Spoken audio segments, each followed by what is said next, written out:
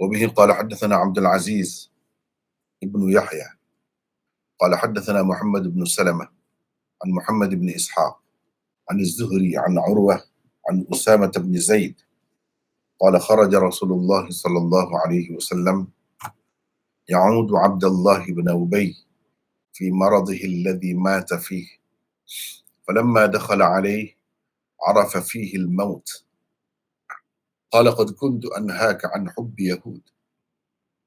قال فقد أبغضهم أسعد بن زرارة فما، فلما مات أتاه ابنه فقال يا رسول الله إن عبد الله بن أبي قد مات فأعطني قميصك وكفنه فيه، فنزع رسول الله صلى الله عليه وسلم قميصه فأعطاه إياه.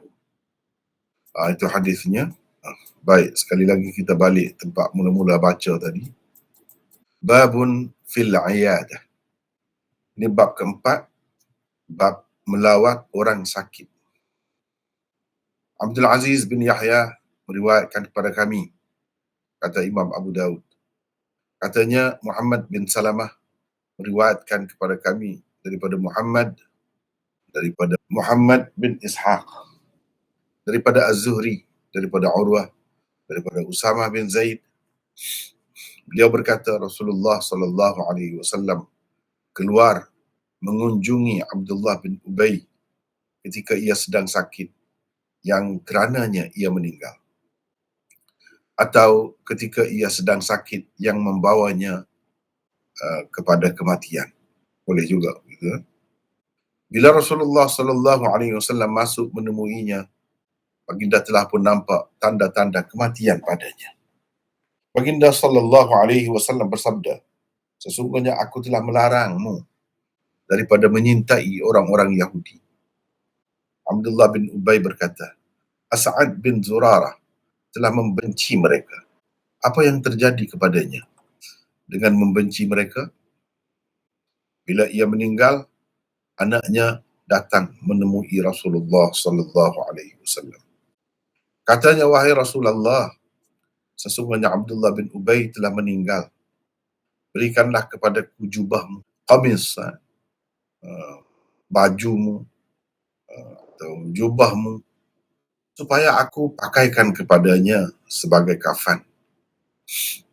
Maka Rasulullah sallallahu alaihi wasallam menanggalkan jubah baginda dan memberikannya kepadanya.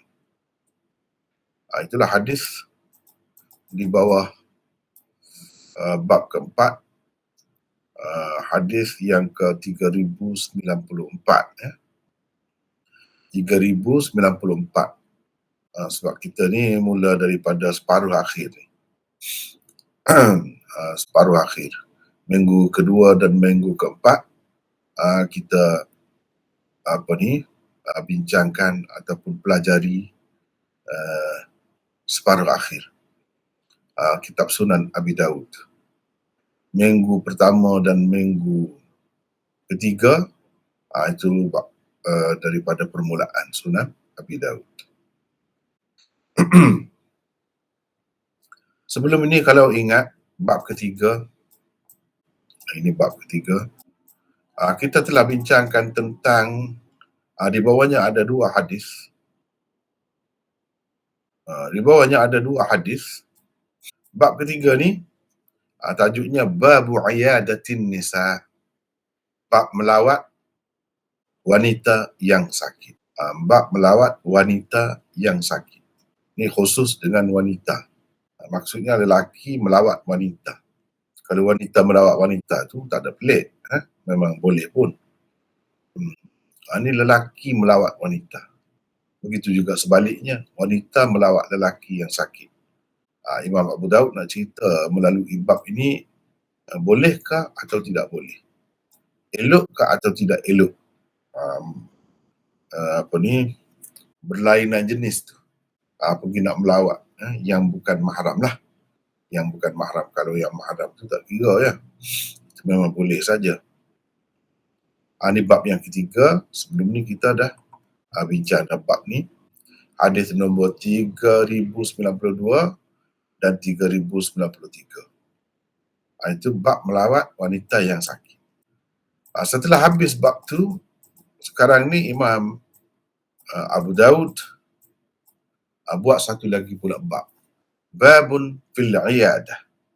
Bab melawat orang sakit. Tadi wanita yang sakit. Ni melawat orang sakit.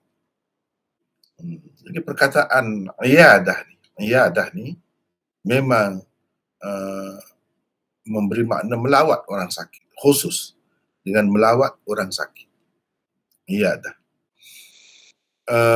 Kalau nak kira dari segi fi'ilnya tu sama. Satu lagi iyadah, satu lagi aud mana kembali. Kembali atau mengulangi. Itu pun daripada ada ya'udu juga. Tapi masdarnya audan. Kalau begitu maknanya kembali atau mengulangi. Tapi kalau fi'ilnya sama, ada ya'udu, masdarnya iyadah, jadi makna lain. Jadi kita faham ada ya'udu dengan makna melawat orang sakit. Melawat orang sakit. Kalau saya buat ya. Ada ya'udu. Audan. Audan. Ini audan maknanya kembali. Kalau kita kata ada ya'udu iyadatan. Ini seperti tajuk bab kita ni, tajuk bab yang keempat ni, maknanya melawat, ziarahi orang sakit. Ziarahi orang sakit. Ya'udu. Sama. Kalau kita tengok fi'il dia ni, orang panggil fi'il lah. Ada ya'udu ni, fi'il. Tapi berbeza makna dengan sebab masdar dia tu. Di situ kita kena tengok masdar dia tu. Masdar dia tu adakah audan atau iyadatan. Kalau audan makna kembali. Kalau iyadatan makna melawat orang sakit. Dalam perkataan tu sendiri dah ada makna melawat orang sakit. Jadi babun fil iyadah, melawat maksudnya melawat orang sakit. Tak payah sebut dah al-marid itu. Babun fi iyadatil marid, tak payah sebut. Sebab dalam iyadah ni sudah ada terkandung makna melawat orang sakit. Jadi ia khusus dengan melawat untuk orang sakit. Jadi perbezaannya pada ni, fi'ilnya sama. Cuba tengok ni, sama. Sini pun ada ya'udu, ini pun ada ya'udu juga. Jadi kita nak tahu macam mana. Ini ada ya'udu dengan makna kembali, ini ada ya'udu dengan makna melawat. Kita kena tengok masdar dia. Ini masdar. Iyadatan. Ini masdar kepada ada ya'udu. Berarti ada ya'udu dengan makna melawat. Melawat orang sakit. Gitulah.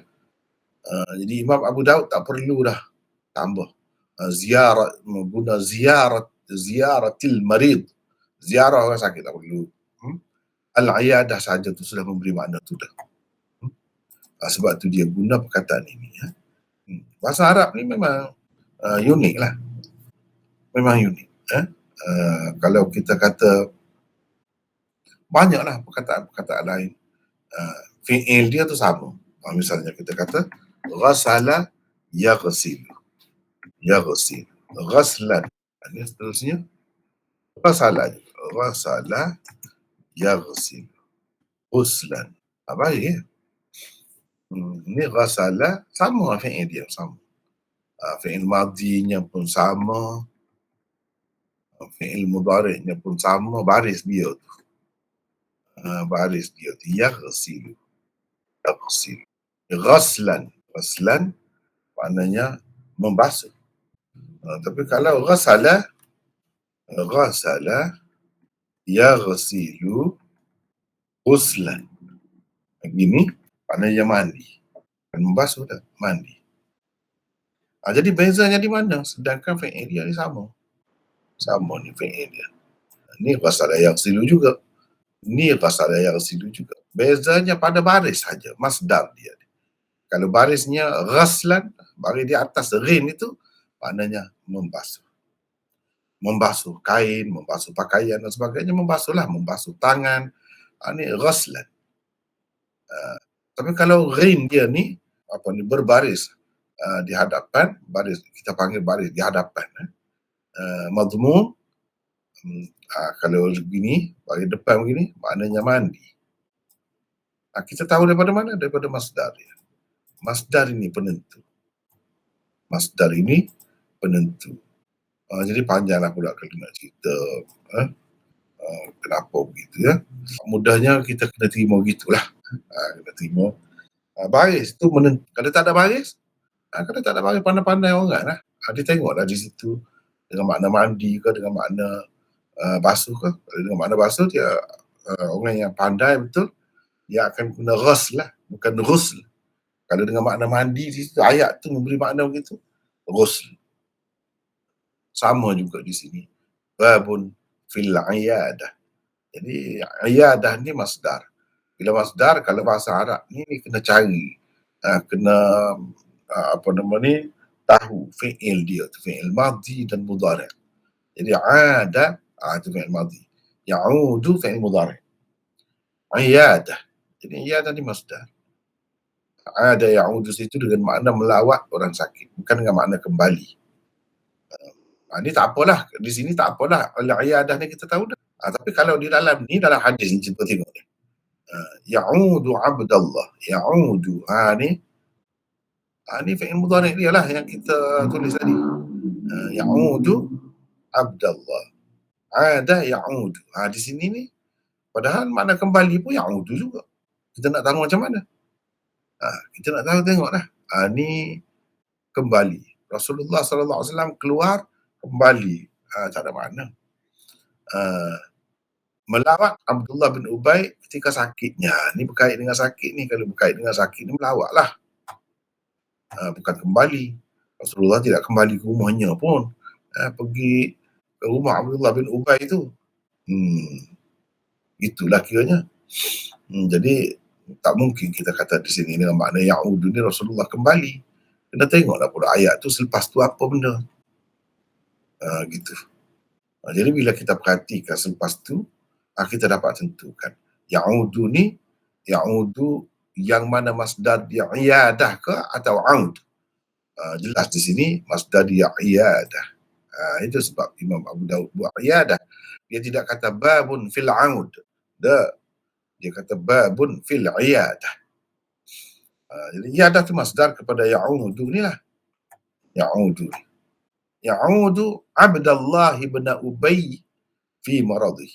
Kalau ya'udu, satu lagi, beza dianya dengan ada. Kalau ya'udu, makna melawat, dia tu orang panggil fi'il muta'addi. Atau kita kata kerja, kalau bahasa Melayunya, kata kerja melampau. Melawat. Mesti ada orang yang dilawati. Siapa orang yang dilawati? Itu Abdullah bin Ubay. Ini maf'ul. Bila fi'il muta'addi, dia mesti kena ada maf'ul. Ada maf'ul. Berbeza dengan kalau ada ya'udu dengan makna kembali. Itu fi'il lazim. Itu perkara yang kedua. Berbezanya antara dua tu, satu berbeza pada masdar. Yang kedua berbeza, kita tengok makna dia. Kalau ada Muhammad telah pulang. Balik. Gitu. Dia ayat tu sudah sempurna setakat itu. Kita sudah faham dah. Muhammad sudah pulang. Muhammad telah pulang. Selesai masalah. Jadi dia tidak kata-kata fi'il muta'addi, bukan, tetapi fi'il lazim. Kata kerja tak melampau. Dia pulang, sudah cukup dah. Kalau ke rumahnya itu bukan makna maf'ul itu. Ke rumahnya itu bukan makna maf'ul. Ke tu ada ke tu. Ke tu jadi haraf jar lah. Ada ya'udu ila baitihi. Pulang ke rumahnya. Ila baitihi. Bukan tanpa ila. Terus baitahu itu. Itu salah. Tak betul itu. Sebab ia bukan fi'il muta'addi, fi'il lazim. Uh, jadi kalau pulang ke mana, pulang ke mana itu bukan bermakna ada yang itu mutaaddi. Itu lazim. Lazim. Ke tu satu perkataan lain. Adapun di sini melawat Abdullah terus. Bukan melawat ke Abdullah. Melawat kepada Abdullah bukan. Jadi Abdullah ni jadi maf'ul. Itulah kalau kita nak menentukan sesuatu perkataan itu dengan makna apa, kena tengok beberapa perkara. Itulah maksud sayanya sebut tu. Itu itu maksud perbezaan di antara ada ya'udu. Ya, ada begitu juga yang lain-lain pun nak menentukan sesuatu perkataan itu dengan makna macam mana, ada beberapa perkara kita kena perhati ya, kena perhati. Ada beberapa perkara. Itu secara sepintas selalulah saya sebut itu. Mudah-mudahan berguna berguna. Jadi kalau sebut perkataan iyadah ni tak payah sebut al-marid dah. Dah faham dah. Dah tentu dah melawat orang sakit. Itu mana khusus perkataan tu. Khusus. Perkataan itu tu sudah khusus. Baiklah. Jadi saya tidak nak teruskan dengan lebih panjang lagi lah tentang perbincangan tu. Sekadar tu dulu saya rasa cukup. Cuma kalau ada tak puas hati lagi, kalau ada nak tanya, nanti tanya selepas ini insyaAllah. Melawat orang sakit. Baik. Kita ada nota 39. Tajuk bab ini menyatakan keelokan melawat orang sakit secara umum. Tidak kira. Ni nota ni saya tak sempat nak baiki ya. Sambil-sambil lah kita baiki ya. Sambil-sambil kita baiki. Tajuk bab ini menyatakan keelokan melawat orang sakit secara umum. Tidak kira sama ada ia mukmin, munafik atau kafir. Di dalam sesetengah nuskha tajuk bab ini tiada. Babun fil iyadah ni tak ada. Dalam setengah-setengah nuskha Sunan Abi Daud tak ada. Bermakna tajuk ni tak ada. Hadis ni 3094 ni berada di bawah tajuk sebelum ni lah. Tetapi kalau kita kata berada di bawah tajuk sebelum ni, kurang sesuai kan? Sebab tajuk sebelum ni Babu iyadatin nisa, melawat wanita yang sakit. Wanita. Sedangkan dalam hadis yang kita baca malam ni, melawat lelaki tu. Apa kena dengan wanitanya di sini? Jadi tak sesuai masuk di bawah bab ni, bab 3 ni. Sepatutnya kena ada bab keempat. Ni bab keempat. Jadi elok dah ada bab keempat ni. Tak ada bab keempat ni menimbulkan masalah. Sebab hadis di bawah ni tak sesuai masuk di bawah bab ketiga tu. Tak sesuai. Dalam setengah nuskah tidak ada tajuk bab ini. Baik. Kalau kita nak tengok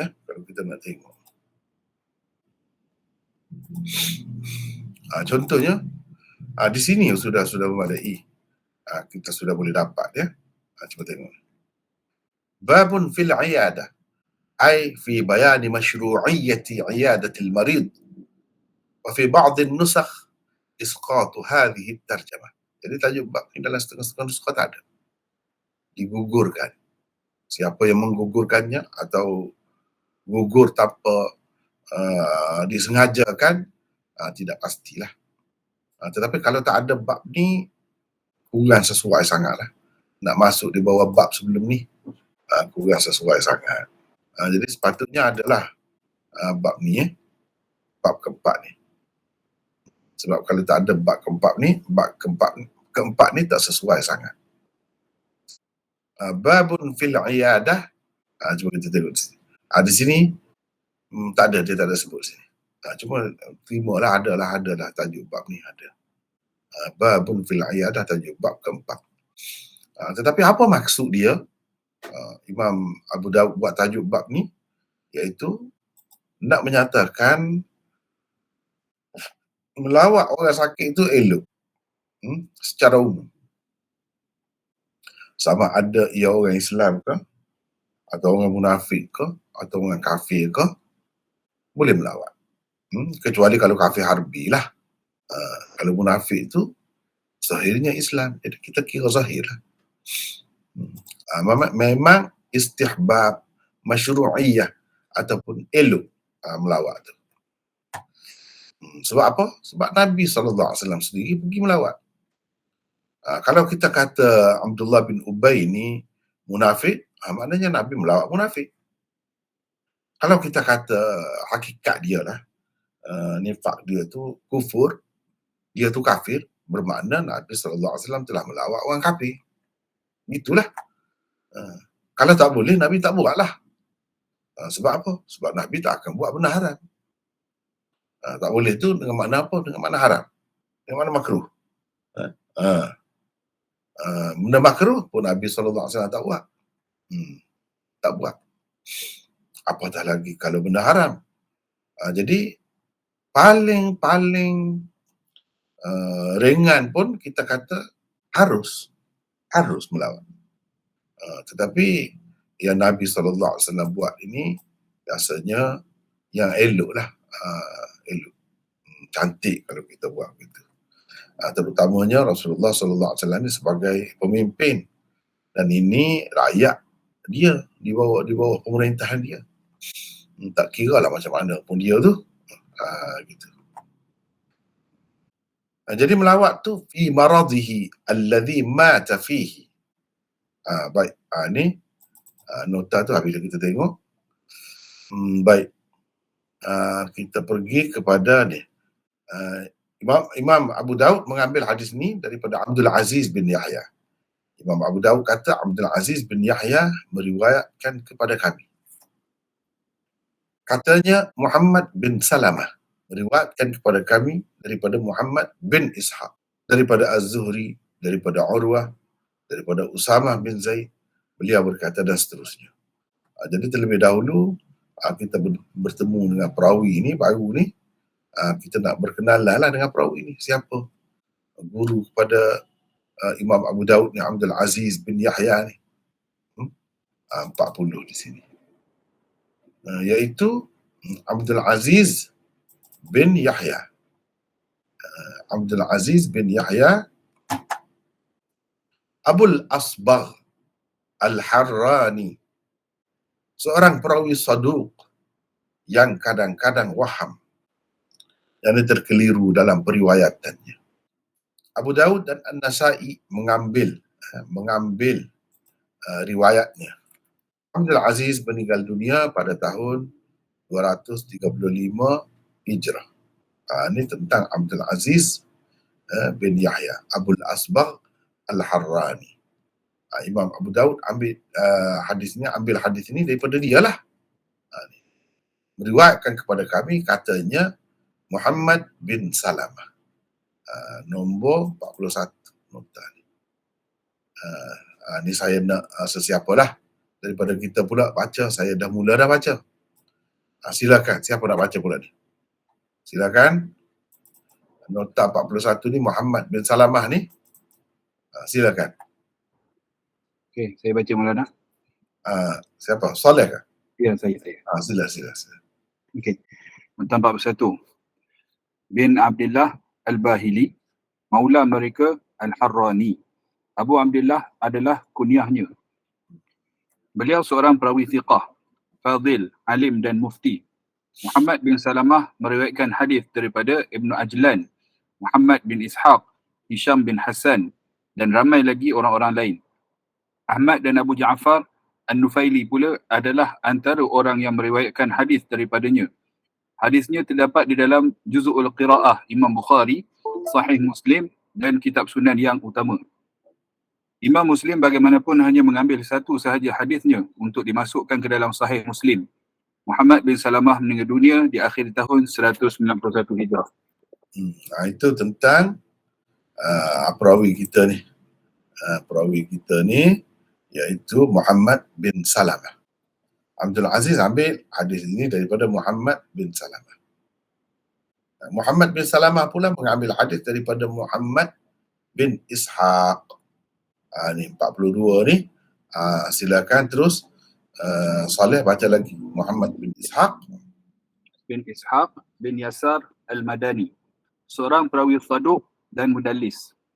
Selain itu, ia juga berfahaman Qadariyah dan Syiah. Hadisnya terdapat dalam kitab-kitab Sunan. Bukhari hanya meriwayatkan daripadanya secara ta'liq sahaja.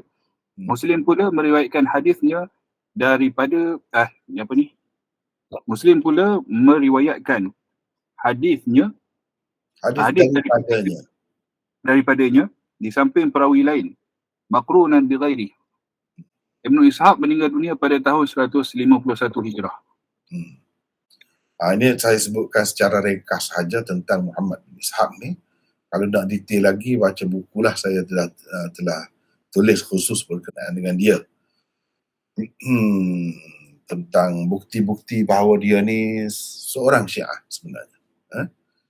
Selain daripada ada fahaman-fahaman akidah yang lain lah, yang bercanggah dengan akidah Ahlus Sunnah wal Jamaah, dia ni sebenarnya Syiah.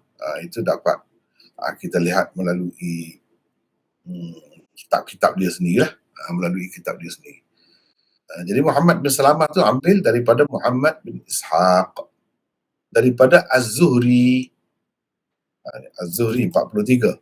Baca lagi, silakan. Okey. 43. Muhammad bin Muslim bin Ubaidillah bin Shihab, seorang thiqah lagi faqih. Salah seorang dari perawi ke-6 kitab utama hadis, yakni Al-Kutubus Sittah. Jadi Al-Kutubus Sittah ni selalu disebut ni perawi Kutub Sittah. Jadi maksudnya perawi ke-6 kitab utama hadis. Sunan Sittah, ada orang sebut Kutub Sittah, ada yang sebut Sihah Sittah, iaitu Bukhari, Muslim, Abu Daud, Nasa'i, Tirmizi, dan Ibnu Majah. Itulah yang dimaksudkan dengan kalau kata 6 kitab utama hadis ini itu. Sudah jadi istilah begitu ya. Kemudian dia ambil daripada Az-Zuhri. Az-Zuhri 43. Baca. Ini dah baca kan. Lepas tu Az-Zuhri ambil daripada Urwah. Urwah 44. Sila baca lagi. Urwah bin Az-Zubair bin Al-Awwam, seorang perawi thiqah lagi faqih. Beliau juga merupakan salah seorang daripada 7 orang fuqaha yang terkenal di Madinah di zaman tabi'in. Hadisnya terdapat dalam ke-6 kitab utama hadis, yakni Al-Kutubus Sittah. Dia pula, Urwah pula mengambil daripada Usamah bin Zaid. Ini nombor 45. Teruskan baca. Usamah bin Zaid bin Harithah, sahabat anak sahabat. Ayahnya Zaid adalah anak angkat Nabi SAW. Hadis Usamah juga terdapat di dalam ke-6 kitab utama hadis, yakni Al-Kutubus Sittah.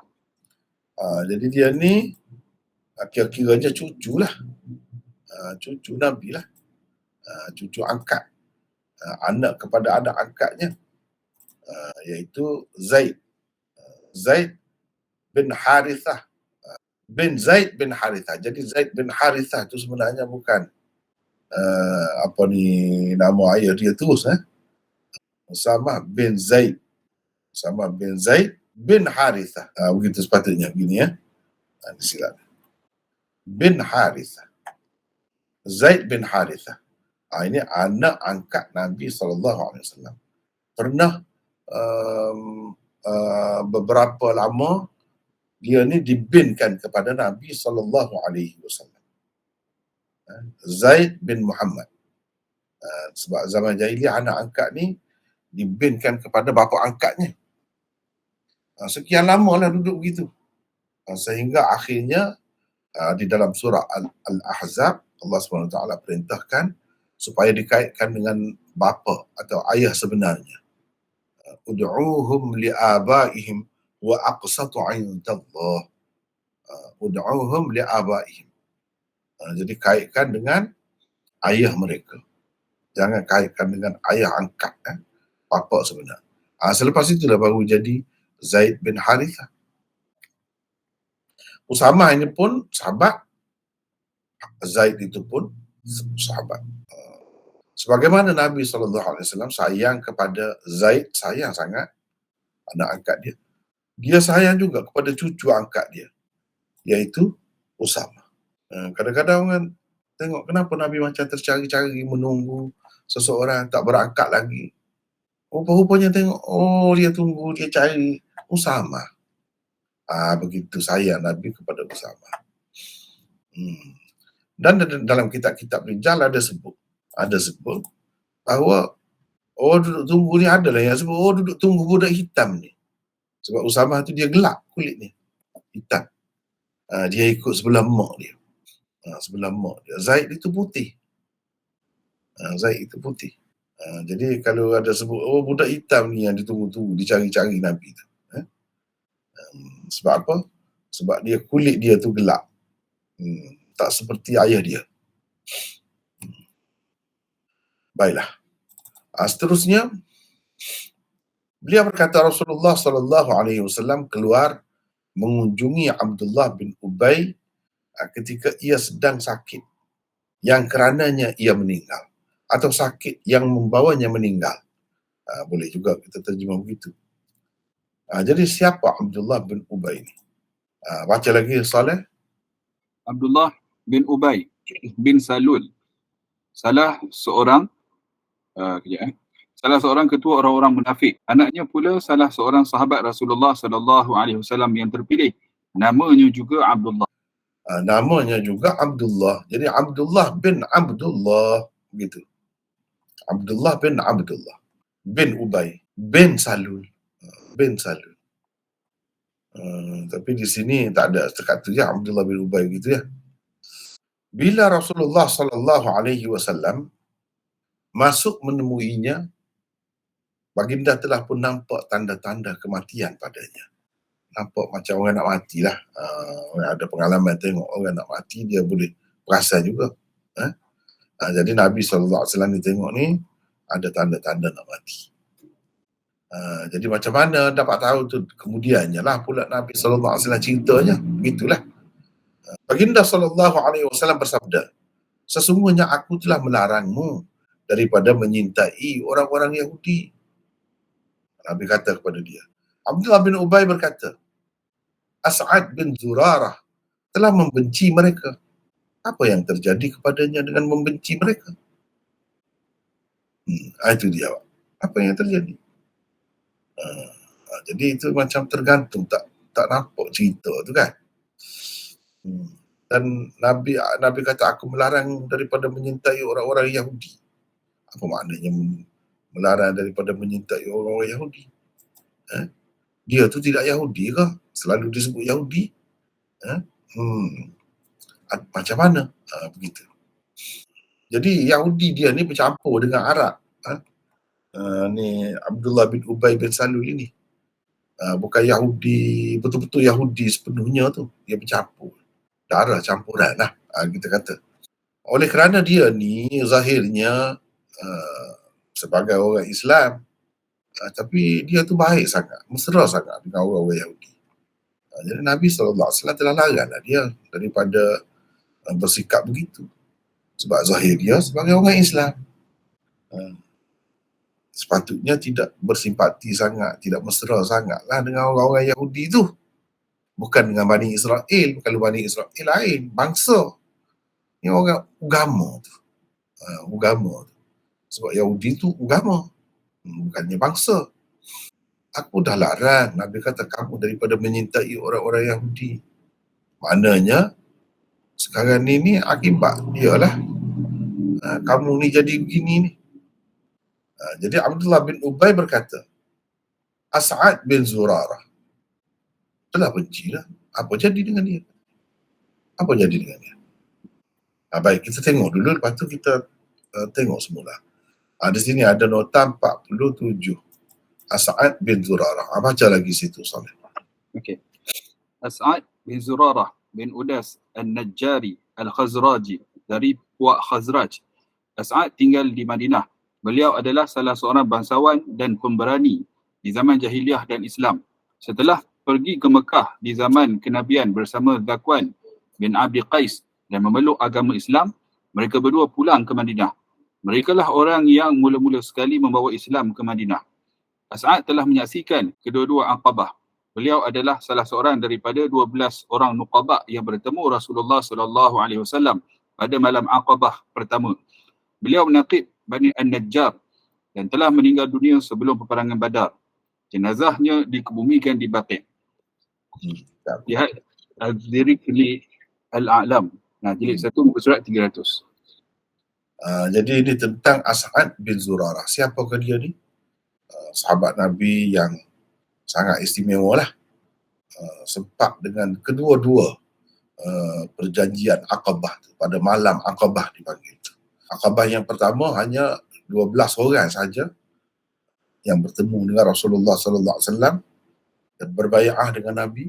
Dan Aqabah yang kedua selepas itu tu ramai, 70 orang lebih sahabat-sahabat Ansar, dan mereka memberi sokongan yang padu kepada Rasulullah sallallahu alaihi wasallam dan berjanji akan menyokong dan memperjuangkan Islam jika Nabi sallallahu alaihi wasallam berhijrah kepada mereka. Ini berlaku sebelum hijrah, ya. Sebelum hijrah. Jadi setelah itu mana tak sempat pun dengan perang Badar dengan apa pun. Ya. Dalam sekitar 6 bulan selepas tu, setelah Nabi sallallahu alaihi wasallam berhijrah, dia meninggal dunia dah. Dia meninggal dunia. Itu cerita As'ad bin Zurarah. Di dalam setengah-setengah kitab dia sebut Sa'ad, itu silap. Bukan Sa'ad, tapi As'ad bin Zurarah bin Udas. Dia kata, Abdullah bin Ubay ni kata, As'ad bin Zurarah pun benci. Apa dah jadi dengan dia? Jadi apa dah jadi dengan dia ni? Yang membenci mereka itu. Di sini kita ada nota 48. Kalau boleh orang lain pula lah, supaya tidak penat soleh. Siapa nak baca pula? Sila di sini. Jadi ini terjemahan apa jadi dengan dia yang membenci mereka itu. Ini terjemahan kepada Famah. Silakan baca. Ya, sila sini. Atau apa yang terjadi kepadanya dengan membenci mereka adalah terjemahan bagi perkataan Famah. Pada asalnya ialah Famaza. Takdir kalamnya ialah Famaza hasalalahu bibughdihim. Famaza hasalalahu bibughdihim. Haraf ha di akhir Famah itu asalnya ialah alif. Kemudian ia ditukarkan dengan ha, maka jadilah Famah. Asalnya setengah Fama begitu. Asalnya Fama, tukar dengan ha, jadilah Famah. Teruskan. Sesetengah ulama berpendapat mah adalah isim fi'il amar yang bererti uskut, diamlah. Jadi kalau kita kata sekejap, kalau kita pakai pendapat ulama ni yang mengatakan mah tu isim fi'il, jadi isim fi'il amar dengan makna uskut, seseolahnya dia kata kepada Nabi seseolahnya sudahlah, diamlah. Gitu maksudnya. Faham? Udahlah. Kalau kita sudahlah. Berhentilah. Kita kata begitu. Berhentilah. Nak larang ataupun nak suruh aku tidak sayang kepada Yahudi itu, berhentilah, sudahlah, diamlah. Begitu. Kalau kita pakai dengan makna ini. Tapi kalau kita pakai dengan makna yang pertama, itulah lebih ramai terima begitu. Famah itu maknanya famada. Inilah bahasa Arab ni. Kebuai banyak. Dahlah satunya bukan asal. Asal dia fama. Jadi yang buahnya fama dha hasala lahu bibughdihim. Itulah yang kita terjemah begitu. Apa yang terjadi kepadanya dengan membenci mereka? Apa dapat dia? Dia dapat apa dengan benci kepada mereka itu? Begitu. Teruskan, Izzuddin, teruskan. Kata As-Sindi, maksud kata-kata Abdullah bin Ubay itu ialah cinta kepada mereka tidak menjejaskan, ini memudaratkan apa-apa.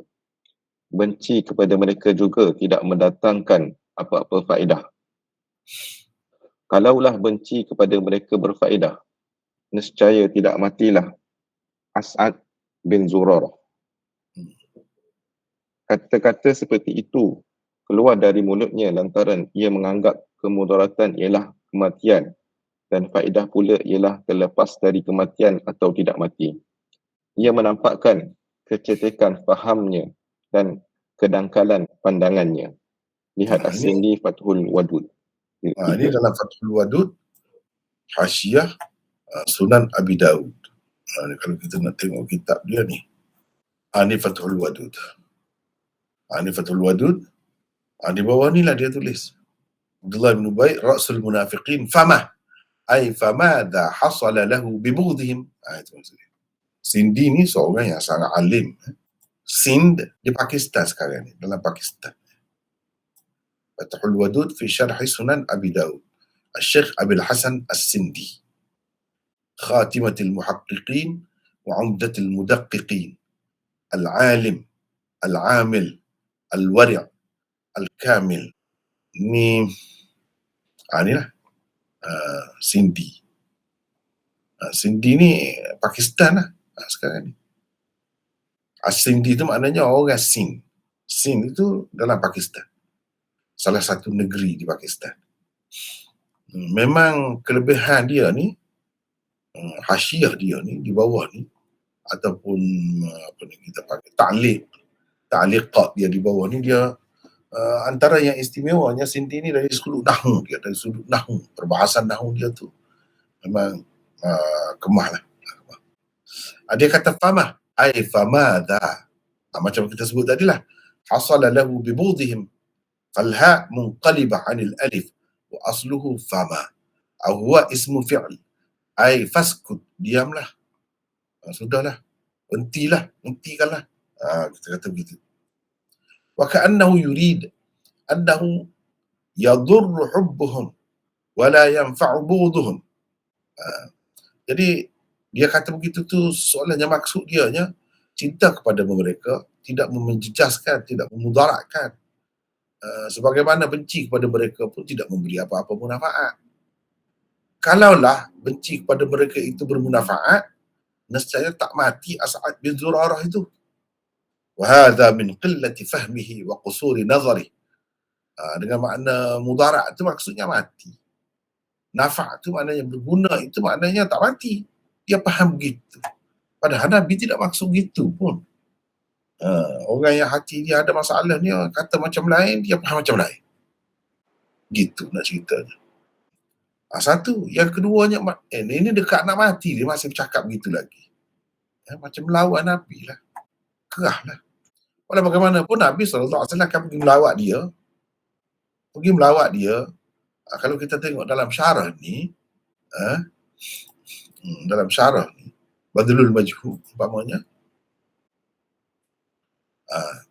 aku selalu larang dah engkau an hubbi Yahud, daripada menyintai orang Yahudi. Wa hubbuhum hamalaka 'ala nifaq. Itu maksud Nabi. Cinta kepada mereka lah yang telah mendorongmu jadi begini, perangai macam ni, nifaq tu. Tapi Nabi tak sebut lah, dia sebut gitu. Itu maksudnya. Fahina idzin tamutu 'ala nifaq. Kalau macam tu kamu boleh mati dalam keadaan nifaq. Itu rugi besar tu. Wala yunjikal islamul lisani min azabillah. Islam yang hanya di lidah saja, di hujung lidah lah kita kata itu, tidak akan melepaskanmu daripada azab Allah. Itu maksud Nabi. Dia pula pergi faham. Nabi kata begitu, itulah aku kata dah, jangan kamu duduk sayang kepada orang Yahudi. So dia kata As'ad bin Zurarah tu dah apa-apa, kata dia. Mati juga. Benci kepada Yahudi lah. Orang dia faham. Maknanya kalau benci ni, Nabi maksudnya mati.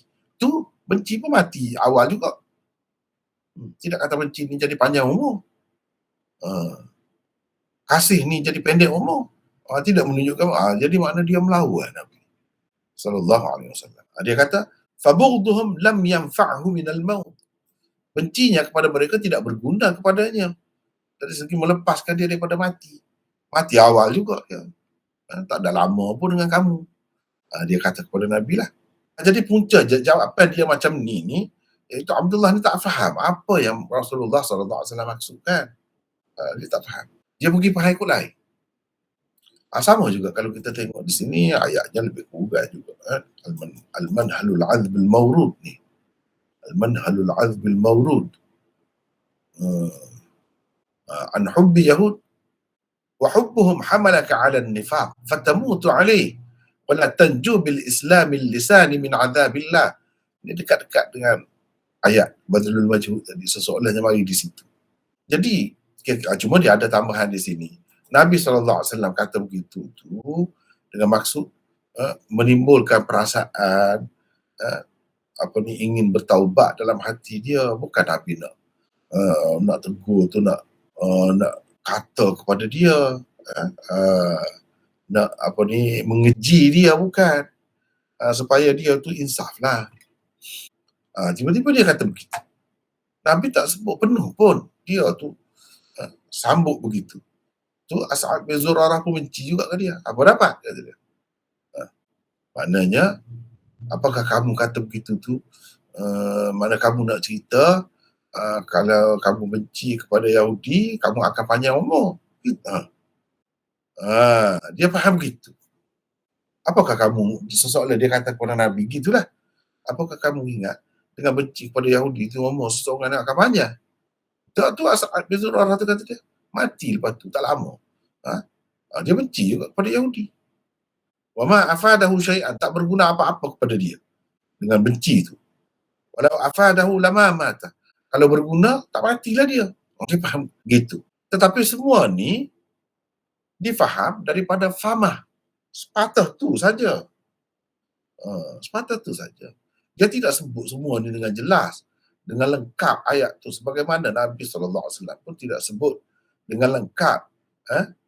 Kuntu anhaka an hubbi yahud. Gitu je Nabi kata. Dia tak cerita akibatnya, apa semua. Tak ada sekat tu. Dia jawab begitu. Ni dia sebut macam lain sikit. Dia As'ad bin Zurarah ni antara istimewanya orang yang mula-mula Islam lah masuk ke Madinah. Terima Islam, bawa Islam ke Madinah tu dia mula-mula. Lepas tu dia naqib kepada kabilah dia, Bani Najjar. Lepas tu dia ni orang mula-mula sembahyang Jumaat di Madinah. Sebelum Rasulullah SAW sampai lagi ke Madinah, dia sudah sembahyang dah. Jadi orang yang macam ni sifatnya, tentulah dia benci sangat dengan Yahudi tu. Gitulah ceritanya. Lepas tu tak lama dia mati. Bila ia meninggal, anaknya datang menemui Rasulullah sallallahu alaihi wasallam. Katanya, wahai Rasulullah, sesungguhnya Abdullah bin Ubay telah meninggal. Berikanlah kepadaku jubahmu. Supaya ada seterusnya macam kita baca dah tadi itulah. Jadi kita ada nota di sini, nota 49. Bila ia meninggal, 49. Baca lagi Izzuddin, teruskan. Abdullah bin Abdullah bin Ubay bin Salul Al-Khazraji Al-Ansari. Nama asalnya ialah Hubab. Oleh kerana erti Hubab kurang elok, Rasulullah SAW telah menukar namanya itu dengan nama Abdullah. Beliau terbilang salah seorang sahabat Rasulullah SAW yang budiman dan terpilih. Semua peperangan disertainya bersama Nabi SAW, termasuk peperangan Badar dan peperangan-peperangan lain sesudahnya. Abdullah telah syahid ketika berperang menentang golongan murtad di Yamamah pada tahun ke-12 Hijrah. Ni anak ni bagus. Ramai yang macam ni. Ayah dia tu musuh ketat Islam. Kafir, munafik. Tapi anak tidak. Anak sangat baik dan sangat kuat. Dia akui, disayangi oleh Rasulullah SAW. Bahkan Abdullah ni pernah nak bunuh ayah dia. Dia minta izin dengan Rasulullah SAW. Tapi Nabi tak bagi. Itulah ceritanya. Jadi anak dia tu pergi bertemu dengan Rasulullah, minta baju tadilah. Minta baju Rasulullah untuk dijadikan sebagai kafan. Mana sebahagian daripada kain kafan dia lah. Sebahagian daripada kain kafan dia. Jadi berdasarkan banyak hadis, banyak lagi detail-detailnya. Jadi berikanlah kepadaku jubahmu hingga ke akhir itu. Maka Rasulullah SAW pun menanggalkan jubah baginda dan memberikannya kepadanya. Memberikan jubah itu kepadanya. Baca terus, Izzuddin. Peristiwa ini berlaku sebelum turunnya larangan Allah terhadap nabinya sallallahu alaihi wasallam daripada menyembahyangkan jenazah orang-orang munafik, menghadiri jenazah mereka dan berdiri di atas kubur mereka untuk mendoakan mereka. Kedudukan hadis 3094, dhaif. Jadi hadis ni yang kita baca tadi dhaif. Baik, baca lagi. Selain Abu Daud, hadis ini diriwayatkan juga oleh Ahmad, Al-Bazzar, At-Tabarani dan Al-Hakim. Al-Hakim bahkan menghukumnya sebagai sahih, menepati syarat Muslim, dan ia diperakui Az-Zahabi. Walaupun hadis ini dikatakan sahih oleh Al-Hakim dan diperakui Az-Zahabi, tetapi ia sebenarnya dhaif. Ibnu Ishaq hanya meriwayatkannya secara an-anah. Selain itu terdapat juga illah yang lain. Meskipun dhaif sanadnya, kisah pemberian baju oleh Rasulullah sallallahu alaihi wasallam kepada anak Abdullah bin Ubay untuk dijadikannya sebagai kafan ayahnya benar dan sahih. Ia tersebut di dalam Sahih Bukhari, Sahih Muslim dan lain-lain kitab hadis daripada riwayat Ibnu Umar dan lain-lain. Lihat riwayat Ibnu Umar sebagai contohnya di bawah ini. Baca hadis tu. Baca. Haddatsani Ibrahim bin al-Munzir, haddatsana Qala. Anas bin qala haddatsana Anas bin Iyad an Ubaidillah an-Nafi' an ibn Umar radhiyallahu anhuma annahu qala lamma tuwfiya Abdullah bin Ubay ja'a ibnuhu Abdullah bin Abdillah ila Rasulillah sallallahu alaihi wasallam fa'atahu qamisahu wa amarahu an yukaffinahu fihi summa qama yusalli alaihi fa akhadha Umar bin Khattab bisawbihi faqala tusalli alaihi wa huwa munafiqun Tusalli alaihi. Macam tanda tanya. faqala tusalli alaihi wa huwa munafiqun wa qad nahaka Allahu an tastaghfira lahum qala innama khayyarani Allahu aw akhbarani Allahu faqala astaghfir lahum aw la tastaghfir istaghfir lahum aw la tastaghfir lahum in tastaghfir lahum 70 marratan falan yaghfir Allahu lahum faqala sa'aziduhu ala 70 qala فصلى عليه رسول الله صلى الله عليه وسلم وصلينا معه ثم أنزل الله أنزل عليه Anzalallahu ataupun dalam setengah nuskhahnya unzila thumma unzila alaihi gitu. Anzalallah ataupun unzila alaihi gitu maksudnya. ثم أنزل الله أنزل عليه أو أنزل عليه ولا تصلي على أحد منهم مات أبدا ولا تقم على قبره إنهم كفروا بالله ورسوله وماتوا وهم فاسقون.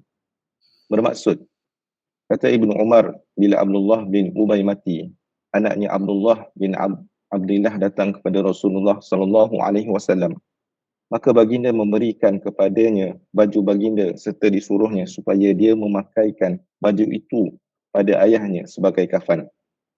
Kemudian Nabi SAW bangun untuk menyembahyangkan mayatnya. Pada ketika itu, Umar terus memegang baju Nabi SAW seraya bertanya, engkau hendak menyembahyangkan mayatnya sedangkan dia seorang munafik? Sedangkan Allah telah melarangmu daripada beristighfar untuk mereka. Jawab Nabi SAW, sesungguhnya Allah telah memberi pilihan kepadaku atau Allah telah memberitahuku melalui firman-Nya, bermaksud orang-orang munafik itu sama sahaja engkau meminta ampun untuk mereka atau engkau tidak meminta ampun bagi mereka. Jika engkau, wahai Muhammad, meminta ampun bagi mereka 70 kali sekalipun, maka Allah tidak sekali-kali mengampunkan mereka. Yang demikian itu kerana mereka telah kufur kepada Allah dan Rasul-Nya, dan Allah tidak akan memberi hidayah petunjuk kepada kaum yang fasik. Surat Taubah ayat 80. Kemudian Nabi SAW bersabda, aku akan melebihkannya daripada 70 kali. Kata Ibn Umar, lalu Rasulullah SAW menyembahyangkan mayatnya. Kami juga menyembahyangkannya bersama baginda. Kemudian Allah menurunkan kepadanya firman-Nya yang bermaksud, dan janganlah engkau sembahyangkan seorang pun yang mati dari orang-orang munafik itu selama-lamanya, dan janganlah engkau berada di tepi kuburnya untuk mendoakannya, kerana sesungguhnya mereka telah kufur kepada Allah dan Rasul-Nya, dan mereka mati dalam keadaan fasik, yang derhaka. Surah Taubah ayat 84. Berdasarkan riwayat Bukhari dan Muslim yang lain, juga daripada Ibn Umar tersebut, bahawa anak Abdullah bin Ubay lah terlebih dahulu meminta baju daripada Rasulullah SAW untuk dijadikan kafan ayahnya. Maka baginda memberikan bajunya. Lihat riwayat Ibn Umar itu di bawah ini.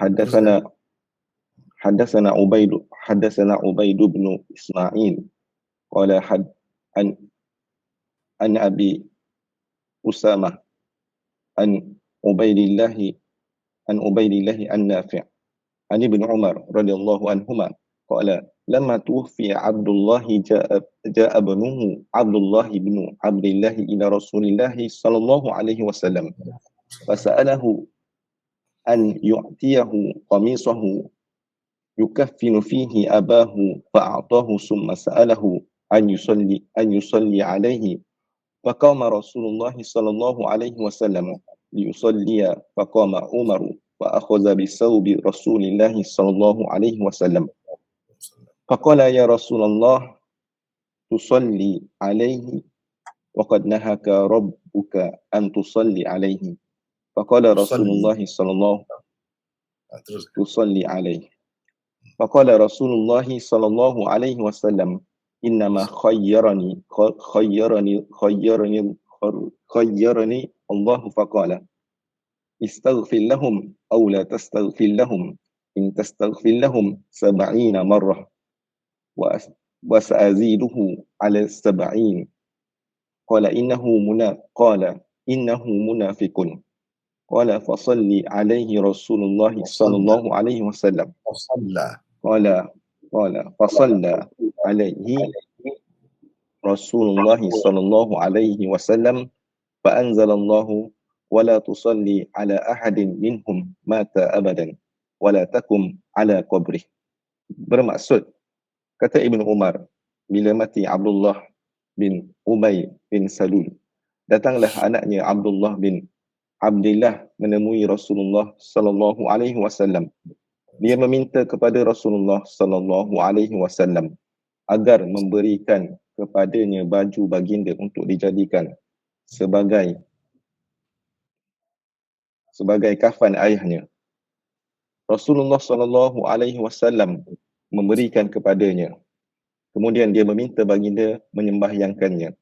Bila Rasulullah sallallahu alaihi wasallam bangun untuk menyembahyangkannya, bangunlah Umar lalu memegang kain baginda seraya berkata, wahai Rasulullah, engkau hendak menyembahyangkannya.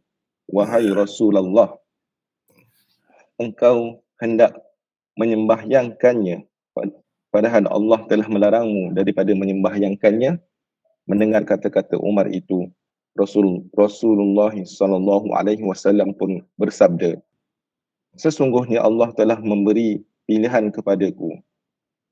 Firman-Nya bermaksud, orang-orang munafik itu sama sahaja engkau meminta ampun untuk mereka atau engkau tidak meminta ampun bagi mereka. Jika engkau, wahai Muhammad, meminta ampun bagi mereka 70 kali sekalipun, aku akan memperlebihkan lagi daripada 70 kali. Umar berkata Maknanya lagi, itulah tu tempat titik-titik tu maksudnya hadis terusnya lah. Hadis terusnya. Lepas tu baru sambung ni. Mana kita ringkaskan di situ. Langkau lah di situ ya. Aku akan memperlebihkan lagi. Jadi Allah kata kalau 70 kali. Jadi aku akan perlebihkan lagi daripada 70 kali lah. 75 kali ke. Teruskan. Umar berkata lagi, sesungguhnya dia munafik, kata Ibnu Umar. Lalu Rasulullah sallallahu alaihi wasallam menyembahyangkannya. Setelah itu barulah Allah menurunkan firman-Nya yang bermaksud, dan janganlah engkau sembahyangkan seorang pun yang mati dari orang-orang munafik itu selama-lamanya, dan janganlah engkau berada di tepi kuburnya untuk mendoakannya. Surah At-Taubah ayat 84. Baca lagi. Minta orang lain pula lah. Sekejap Orang lain pula. Siapa nak baca? Silakan. Saya Maulana. Siapa? Firdaus. Bukan Maulana. Ni Hafizul Amin. Ya. Daripada mana ni Hafizul Amin? Dari Selangor. Silakan baca.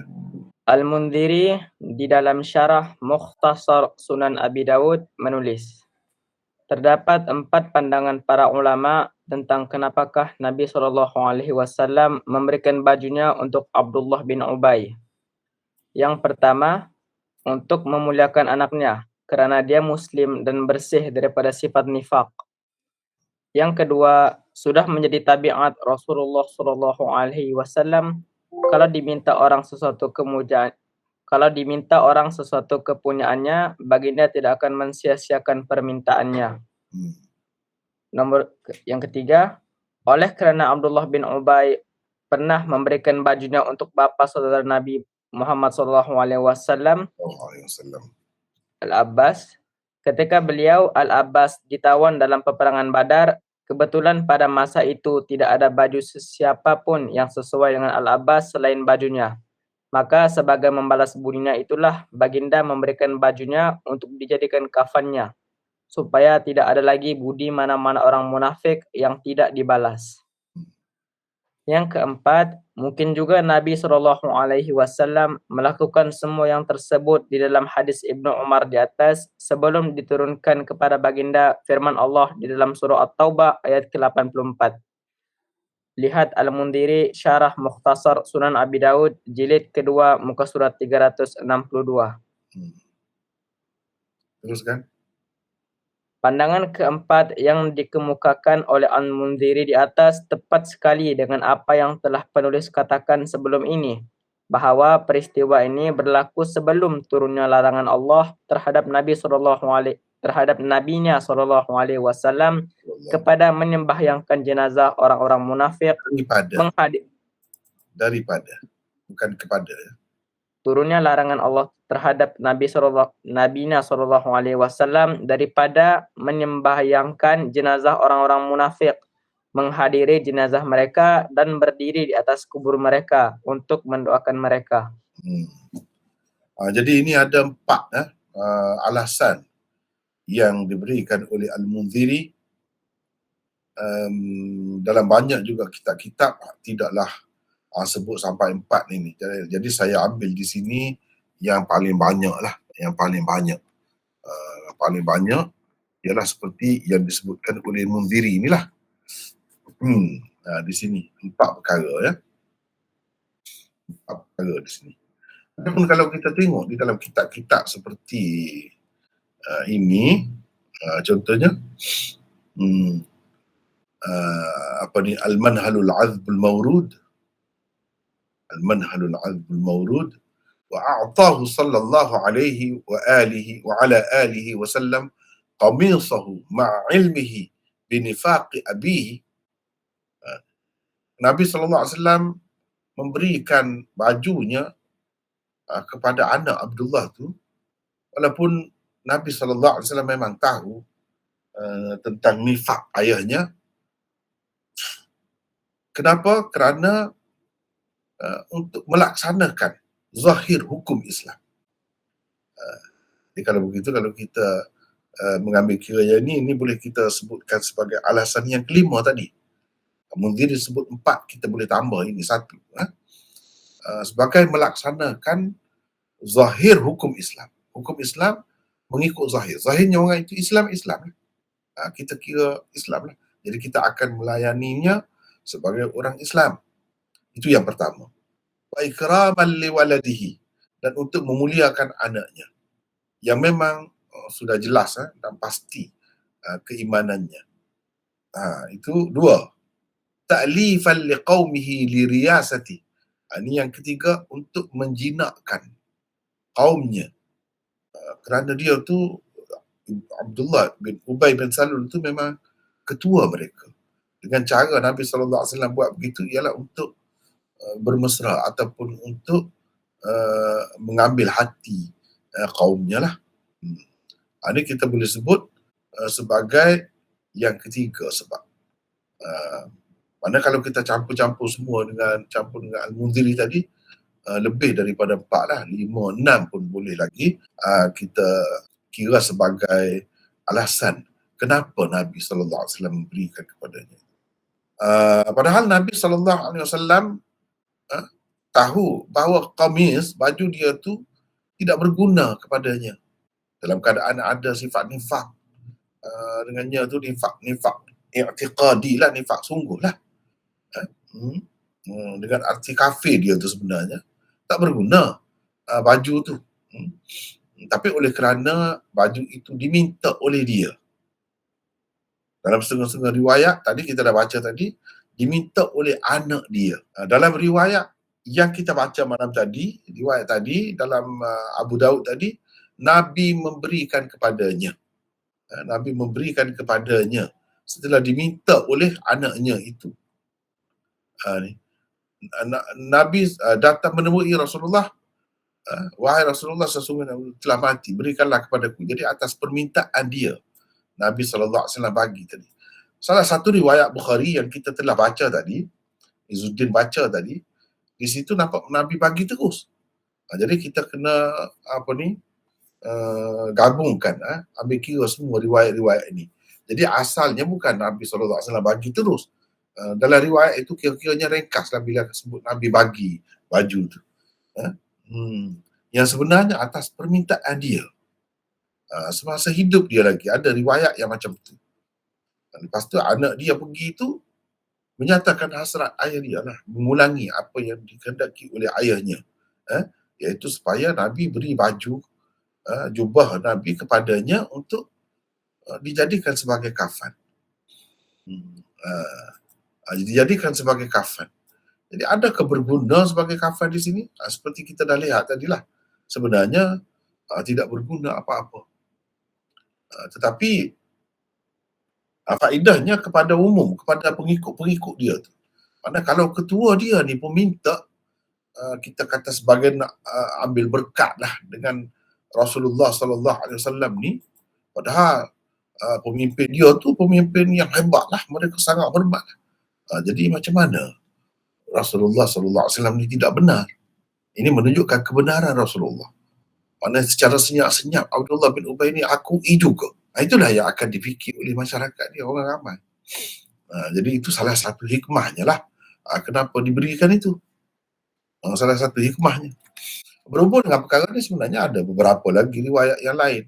Ada pula riwayat Bukhari juga yang menyebutkan, Muslim yang menyebutkan Nabi SAW suruh buat keluar di kebun Midah. Abdullah bin Ubay itu. Dia suruh buat keluar lagi. Kemudian Nabi ludah, Nabi pakaikan baju lagi. Jadi di situ setengah-setengah ulama mengatakan ini kekeliruan. Kenapa pakai baju setelah dipakai dah? Begitu. Jadi jawabnya bagi orang yang terima lah semua ni, dicampur semua hadis ni, dia kata yang telah pakai itu di bahagian lapisan bawah, yang mana yang kena tubuh dia tu. Kalau kita kata baju dalam lah, baju panas kita kata, baju yang dipakai di dalam tu, yang dipanggil syiar, itu telah ada dah selapis. Nabi SAW pakaikan lagi di luar. Dan Nabi SAW macam ludah-ludah, hembus-hembus begitu. Macam dia memberi keberkatan lah. Jadi setengah-setengah ulama tak faham. Apa maksud ini semua ni? Ada kalau kata tak berguna, kenapa buat begitu? Adakah Nabi bertaqiyah pula? Sebab itu mereka tak mahu terima riwayat-riwayat seperti itu. Nabi nak berpura-pura pula, semata-mata nak memikat hati, nak mengambil hati pengikut-pengikut dia tu biar tengok macam tu. Padahal dengan dia berwasiat supaya Nabi bagi baju kepada dia untuk dia jadikan sebagai kafan tu, kira-kiranya sudah mencukupi. Jadi kenapa lagi nak dikeluarkan daripada kubur tu Abdullah bin Ubay bin Salul itu? Itu satu kerja yang tak perlu. Setengah-setengah ulama dia ketepikan hadis itu, tak mahu pakai. Dia hanya pakai hadis-hadis inilah yang lebih kurang makna dengan ini. Jadikan sebagai kapan cukup. Tapi yang terima tu dia kata Nabi SAW nak menunjukkan kemesraan lah. Kemesraan sebab zahir dia tu Islam, jadi tunjukkan zahir itu. Tidak jadi masalah juga, mereka kata. Walaupun pada hakikatnya tidak berguna semua itu. Bagi orang yang tak mahu terima tu macam dia kata Nabi SAW dia bertaqiyah lah, berpura-pura lah. Adakah Nabi SAW dia berpura-pura begitu? Sampai begitu sekali. Dan tidakkah itu akan mengelirukan orang pula? Mana tahu, takut-takut dia ni wali besar pula, sahabat yang hebat pula hakikatnya. Takut orang sangka begitu. Jadi mereka ketepikan hadis itu. Ada juga yang bersikap gitu di kalangan ulama ni. Baik, kita dah baca semua ni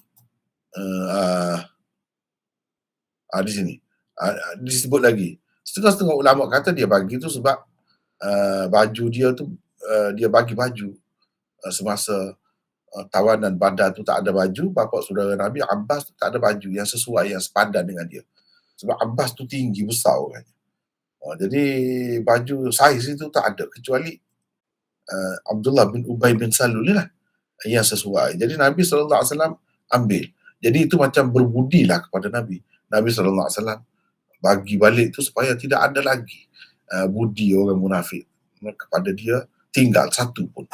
Jadi itu maksudnya. Jadi beberapa perkara tadi sebahagiannya telah disebutkan oleh Munziri dan sebahagiannya tidak disebutkan. Jadi kita boleh ambil lagi sebenarnya untuk ditambahkan sebagai alasan kenapa Nabi SAW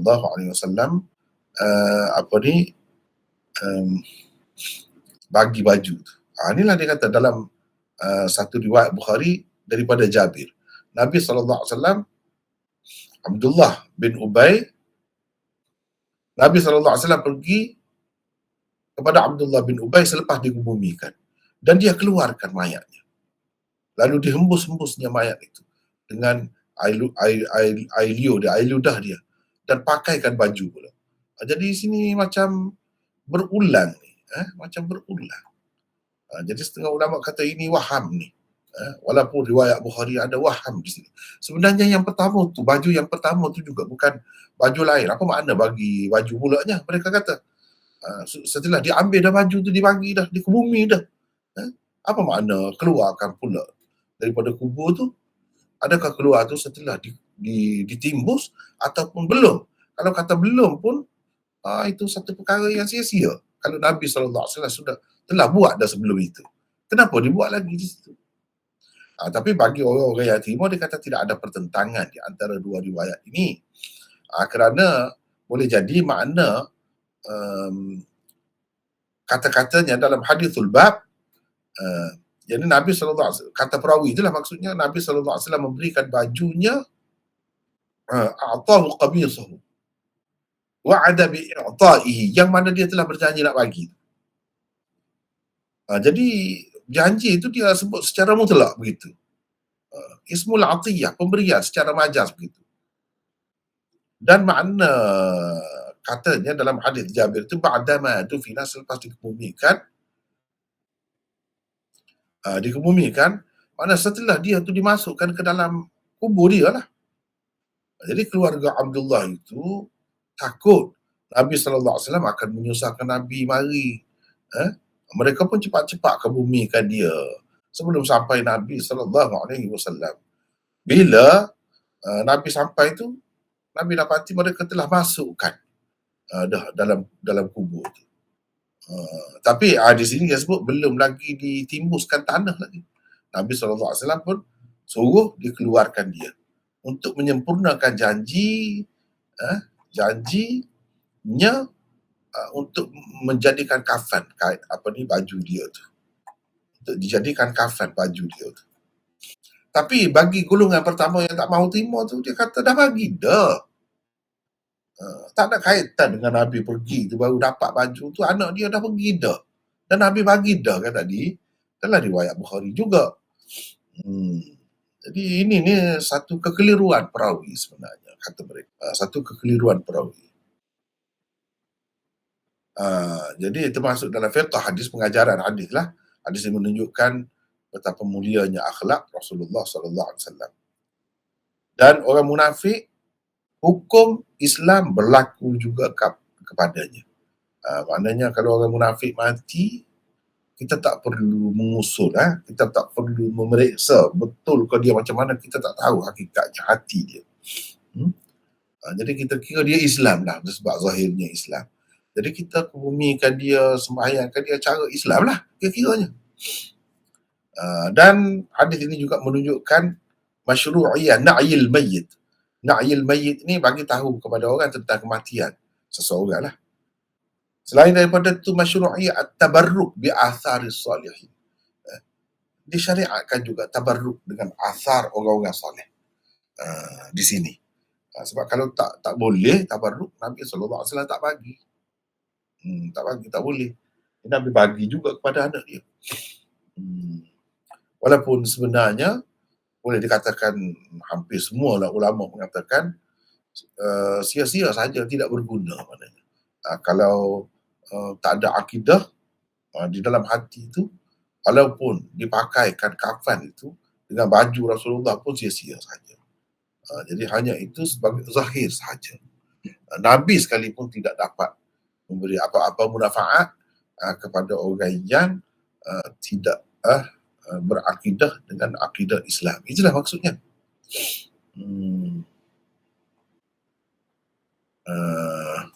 Jadi hadis tadi kita dah tengok dah tadi.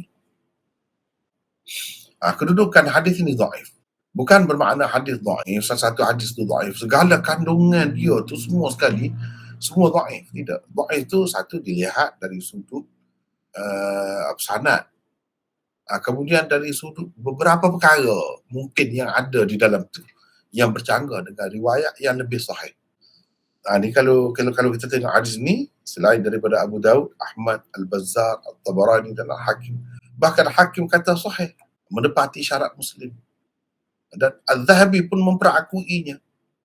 Ini menunjukkan kalau Al-Zahabi pun akui tentang hadis yang ada di dalam Mustadrak Hakim itu, setengah-setengahnya tidak semesti hadis itu terjamin sahih. Betul seperti kata Hakim dan diperakui Zahabi, tak mesti.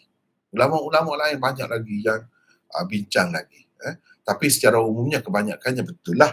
Kalau yang dia akui itu betul lah. Kalau dia akui sahih. Tetapi tidak semuanya. Hadis ini termasuk dalam yang dipertikaikan oleh ulama tentang perakuan Al-Zahabi itu. Jadi walaupun hadis ini dikatakan sahih oleh Al-Hakim, tetapi ia sebenarnya dhaif. Satu dari sudut sanad, Ibnu Ishaq hanya meriwayatkannya secara an-anah. Ibnu Ishaq ni bagi orang yang terima pun, dia kalau riwayat dia secara an-anah, mereka pun tak terima. Mereka anggap dhaif. Sedangkan di sini kalau kita tengok riwayat ini, Ibnu Ishaq meriwayatkannya secara an-anah. An Muhammad ibn Ishaq an Az-Zuhri an. Itulah an-anah.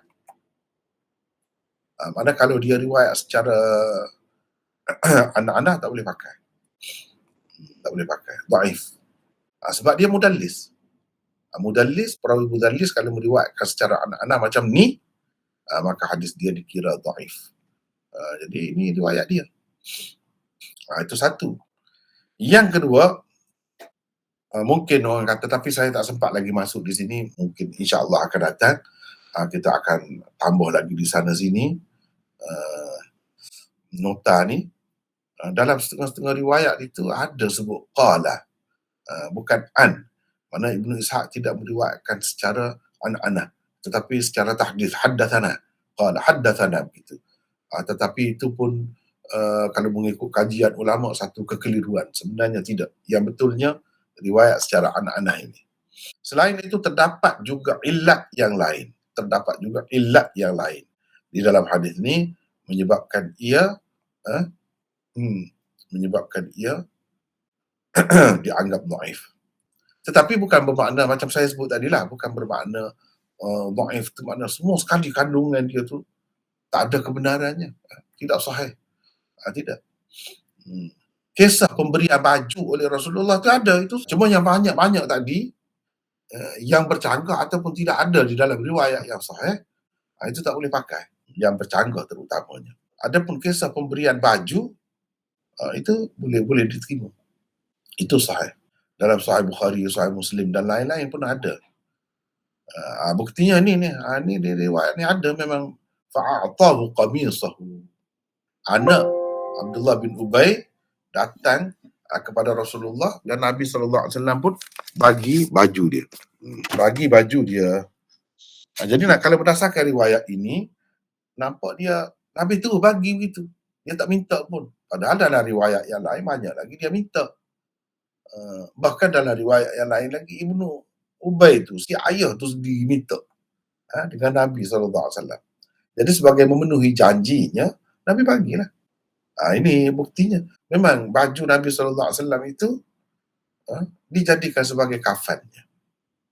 Tapi sebagaimana kita sebut tadi, kafan pun tidak berguna apa-apa sebenarnya.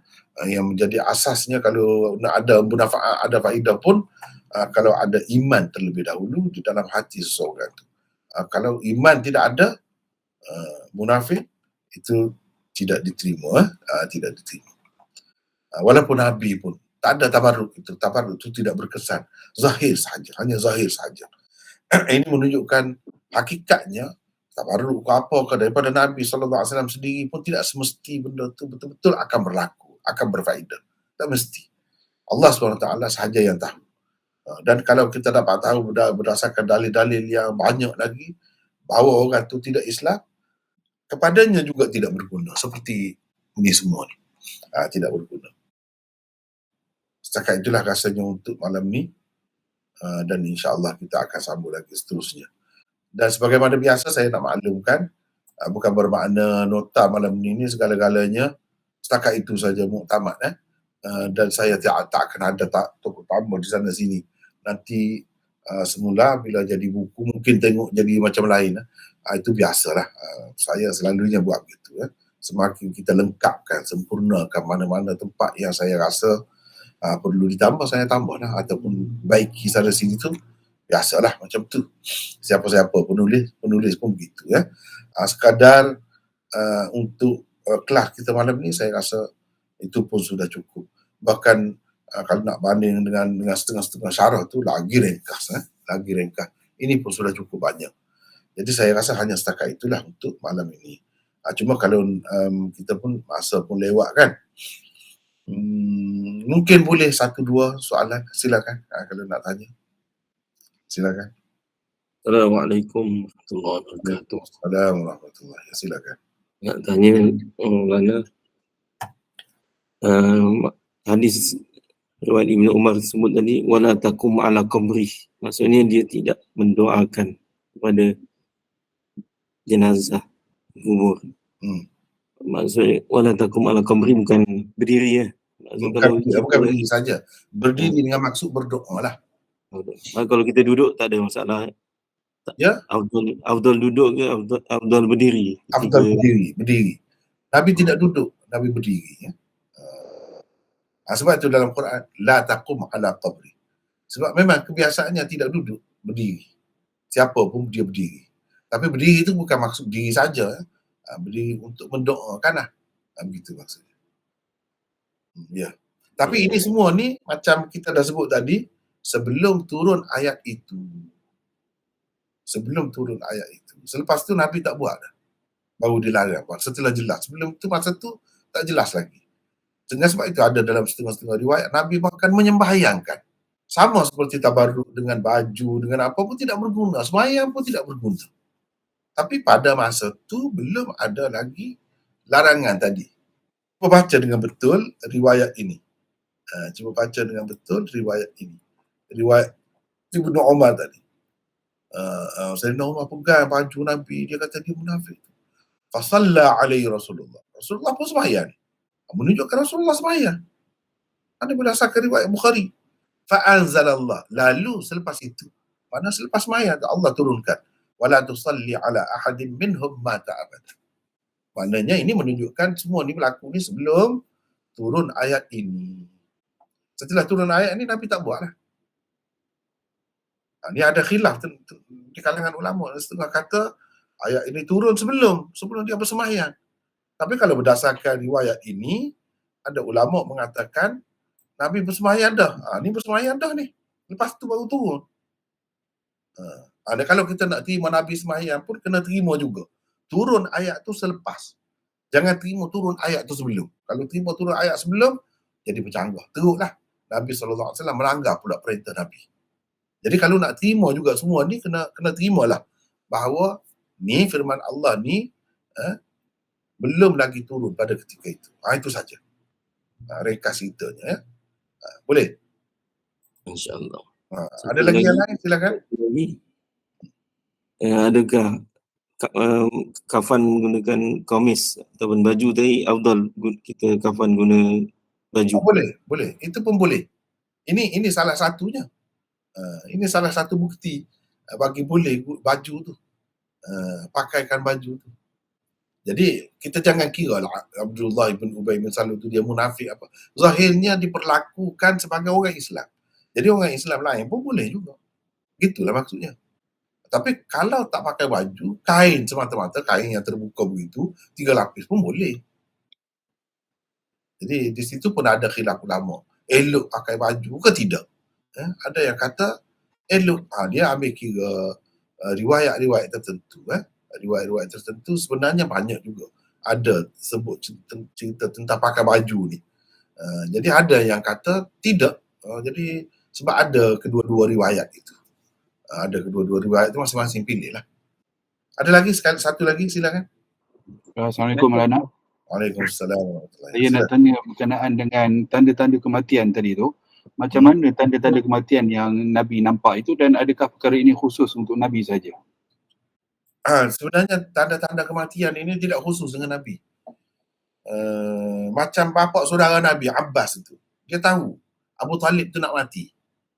Bila dia pergi melawat dengan Nabi kan ada dalam hadis Bukhari juga.